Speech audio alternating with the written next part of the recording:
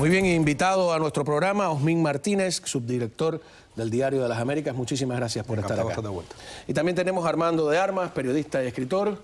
Es un placer tenerte siempre aquí en la mesa. Osmin, yo he elaborado una tesis peligrosa, ¿no? Porque puede parecer que estoy culpando a los estudiantes, pero esa escuela ha sido un horror siempre, es lo que estoy tratando de plantear y quiero que me ayuden ustedes a ver si estoy en lo cierto o no, de utilización, como digo yo, como carne de cañón. Fíjate que ellos van a Iguala a un problema político y yo digo, no hay instituciones, no hay nadie que le diga a esos muchachos, señores, están metiéndose en la boca del lobo. O a lo mejor no, a lo mejor tenían que ir ahí a protestar, no quedaba otro remedio. Yo creo que es el encuentro de dos situaciones extremadamente lamentables. Sin duda los muchachos son utilizados con un fin político y cuando se aparecen en Iguala, la esposa del alcalde teme que van a malograrle lo que es el lanzamiento de su carrera política y esta esposa y este alcalde tenía el acto de lanzamiento de su carrera política. Y ella pues decide utilizar a la policía local, que a su vez está conectada con los sicarios del narcotráfico, para desalentar a estos muchachos. Y la medida fue la peor de todas. Decidieron actuar como si se trataran de sicarios rivales y los asesinaron. Una cosa horrorosa, ¿no? Porque y ahí es donde la cosa se complica, es la policía la que entrega a estos muchachos a los sicarios para que se hagan cargo de ellos. Pero si tú recuerdas, durante todo el periodo de buscar a los... Hay 43 estudiantes perdidos, de pronto, durante varios días. Y van encontrando fosas comunes. Y ninguna era de los estudiantes. O sea, que este crimen, pues, hizo que se hallara el camino de otras masacres. ¿A dónde hemos llegado en México? Bueno, yo creo que en México, ya alguna gente lo dice, es un estado fallido o va camino de ser un estado fallido. Yo no sé ni siquiera si estoy siendo muy optimista al decir esto, que va camino de ser un estado fallido, porque un lugar donde la policía es capaz de actuar coaligada con carteles, donde las autoridades... Tú no sabes si el que te cita para una entrevista es una autoridad honesta o está trabajando para un sicario. Y esto de Iguala es infernal. Es decir, yo no es algo que no me cabe en la cabeza, no solo en el sentido de 43 muertos, sino la manera, por una situación banal, como él acaba de decir, por no... que no le reventaran el acto a la mujer del alcalde. Es una cosa así como de... Ahora sacaron la casa de la mujer del alcalde, que es una cosa tremenda, ¿no? Pero además este es un secreto a voces. Todo el mundo sabía que el alcalde de Iguala tenía nexo con el narcotráfico. Había sido acusado anteriormente por un sobreviviente de una masacre anterior de haber asesinado con su propia mano... De un disparo a un rival político. En la frente y de un disparo en el pecho a un rival político, que era un líder campesino que iba con otros colaboradores. Es decir, este es un secreto a voces, este es un secreto que conocían las autoridades, posiblemente en el DF, y es muestra de que no solamente el gobierno de Peña Nieto, sino las administraciones anteriores han fallado en el combate al narcotráfico y en el combate al crimen organizado en general. No, se dice que la esposa... Impunidad, ¿tú sabes lo que es que a un rival político que no haya investigación, que el hombre no haya estado preso por eso? Se dice que la esposa era la que manejaba las finanzas de Guerreros Unidos y había un vínculo familiar con el narcotráfico. Dos hermanos de ella son fundadores de una organización. Ahora, una pregunta pesimista, como tú dices, ¿no? Estábamos hablando de cuando se iba a México, ¿no? Algunos mexicanos se molestan con los análisis. Yo quería que hubiese un mexicano aquí en la mesa porque dicen que están hablando mal de su país, confunden país con lo que está ocurriendo, ¿no? Pero yo recuerdo su país, y México, que es un país hermosísimo y lleno de maravillas, que uno iba y había problemas, pero no esto, paseaba por todo el país sin ningún miedo a esos niveles. La violencia va creciendo cuando llega la democracia y la libertad. Buen punto. Ahí está la gran pregunta. Un buen punto. Había una suerte de dictadura del PRI, que el PRI de hoy no es el PRI de... Y eso, pues, empieza la democracia, el Tratado de Libre Comercio, se aflojan las medidas coercitivas y eso hace que vaya creciendo o no. ¿Está relacionado o es una coincidencia? Mira, vamos a ver, vamos a comparar vamos a pensar que yo fui durante muchísimo tiempo crítico de la situación de México, de la dictadura perfecta que le llamó Vargas Llosa. Pero si tú analizas los 70 años esos del PRI ese consolidado y actuando como una dictadura que se intercambiaban en el mismo círculo de poder, con lo que era el resto de Latinoamérica, fíjate tú, con lo que fue después de que el PRI pierde el poder absoluto, ¿no? El poder absoluto, ¿no? Como cede al PAN. Exacto, cede al PAN y después es la debacle, lo que es. Yo creo que la debacle empezaría probablemente con el asesinato de Colosio, es probablemente el punto de... Pero cuando uno ve eso, uno tiene que empezar a cuestionar muchas cosas, es decir, acerca del buenismo, de lo políticamente correcto. Pensando en Cuba, por ejemplo, ¿no? Sin caer, por ejemplo, en decir que hay dictaduras buenas, de que... No.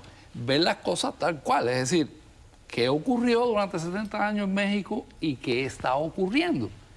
Y luego, como dice, ¿qué va a pasar en Cuba mañana? No, porque... es que el PRI, no se puede perder el punto de vista que el PRI fue un partido muy corrupto en el poder.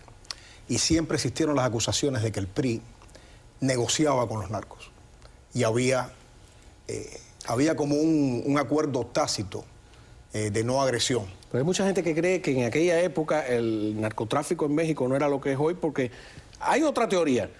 Cuando combaten duro el narcotráfico en Colombia, se traslada a México o los narcotraficantes colombianos se convierten en narcotraficantes de cuello blanco, como para que no le apliquen la ley de extradición o para que no los extraditen. Ellos dicen, nosotros no vamos a penetrar la droga en Estados Unidos, que lo hagan los mexicanos. Esa es otra teoría, de que...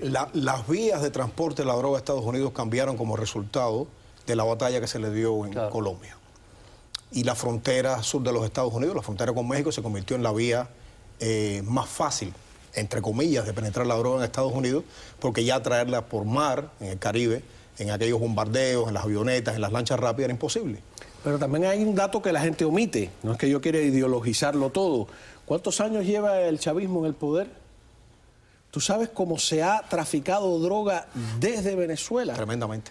Yo estaba en San Pedro Sula, en Honduras, y en una semana 3 aviones venezolanos fueron capturados porque aterrizaron demasiado descaradamente. No había otro remedio que capturarlos. No sabemos cuántos no fueron capturados.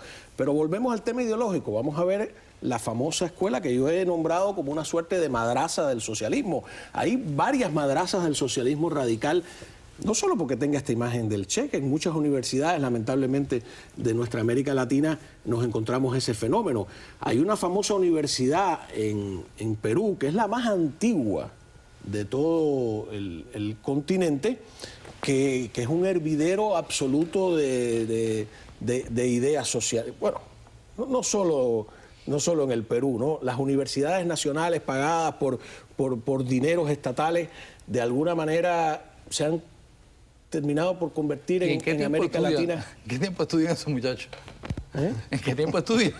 Me pregunto yo, ¿no? Es una cosa horrorosa, pero los gobiernos lo permiten. Ocurría, lamentablemente, en nuestra época... En la Universidad de La Habana. En la Universidad de La Habana. Ocurría en los institutos medios, ¿no?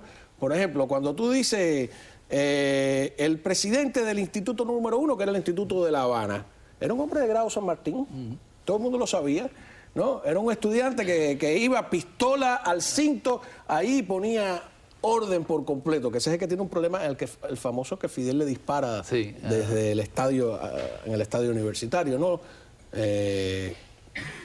O sea, convertir nuestras instituciones educativas en centros políticos de violencia. ¿Cómo se cura eso? Es muy difícil.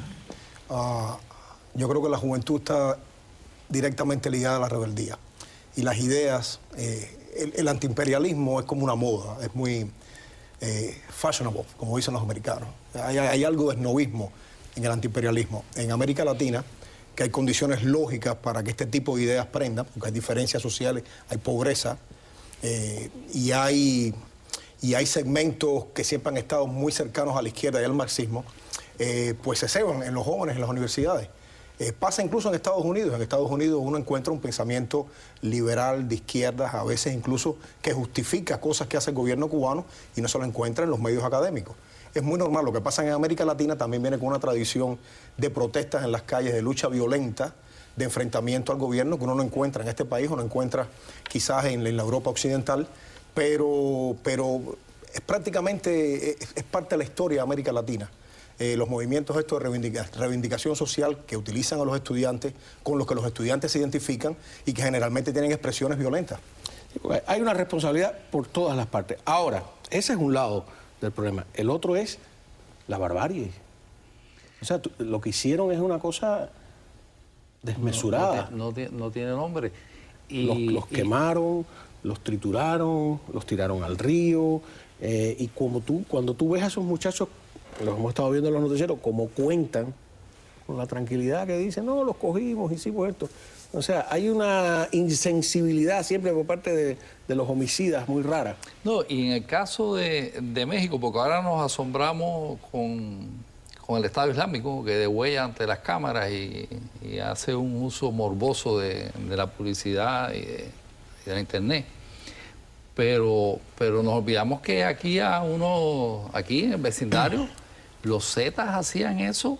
Y bueno, hay una página de los Zetas que ustedes probablemente la habrán visto, que da horror entrar ahí, porque están los videos de las decapitaciones con un nivel, como acabas de decir, de insensibilidad. Lo de la corbata, te cogen la lengua. Ajá. Eso yo lo había escuchado en Panamá.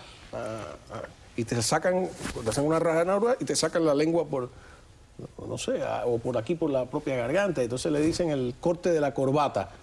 A los chivatos, ¿no? Le hacen eso. Son de una cuerdad sofisticada, ¿no? Y lo que acabas de decir es la insensibilidad, porque, mira,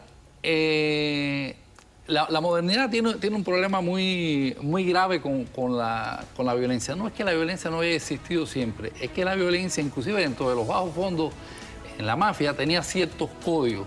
En la Edad Media, por ejemplo, para tú hacerte caballero tenía que velar las armas y cumplir una serie de requisitos donde el matar a una persona, inclusive después llevabas un ritual vamos a decir, de limpieza, ¿no? Pero cuando llega el punto, y esto probablemente lo descubrió Stalin al decir de que un muerto era una tragedia y un millón era una estadística, ¿no? Entonces, esa banalización del mal, que es lo que estamos viendo en México, lo que estamos viendo en el mundo moderno, en muchas partes del mundo moderno, nos llevaría a preguntarnos hasta qué punto como ser humano, como especie, estamos mejorando o empeorando. Eso es lo que decía él exactamente. Vamos a ir a una pausa. Cuando regresemos, esa banalización, a mí me parece que es la que está utilizando el New York Times. Estamos tratando al enemigo como si no lo fuera. Vamos a discutir ese tema en solo segundos aquí.